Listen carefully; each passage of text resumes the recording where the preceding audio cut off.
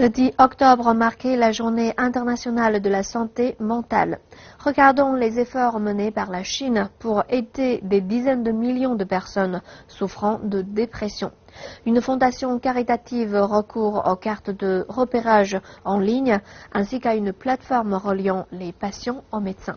Reportage. Une journée splendide. Nous rencontrons Joyan, qui souffre de dépression. Il se rappelle de ces années perdues obscurcies par les nuages. Chaque personne atteinte de dépression se trouve sur une île isolée. Personne ne peut m'aider. Pourquoi moi? Pourquoi je me sens si triste? Pourquoi ma vie est si terrible? Et ce sont des symptômes typiques. La tristesse, la perte de l'intérêt dans les choses que vous appréciez. Et sans aide professionnelle, la mauvaise humeur peut être meurtrière. Plus de 200 000 Chinois souffrant de dépression se suicident chaque année.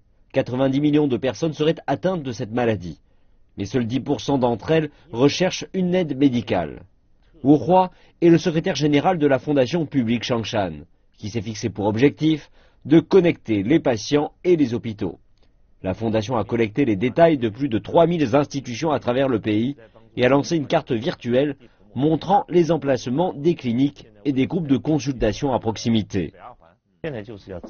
À cette phase, nous invitons le gouvernement, les professionnels, les patients et les volontaires à nous aider à filtrer l'information, car nous sommes certains qu'une partie de cette information est inexacte, et nos utilisateurs peuvent nous envoyer les détails des cliniques habilitées.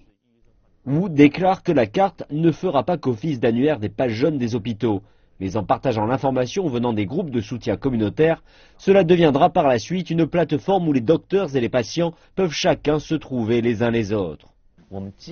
En se fondant sur cette carte, les groupes locaux de soutien organisés par les patients eux-mêmes peuvent profiter des ressources venant des docteurs et des hôpitaux.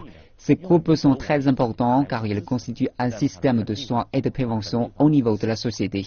Depuis son rétablissement, Joyan est devenu volontaire dans un groupe de soutien et travaille également sur ce projet de carte.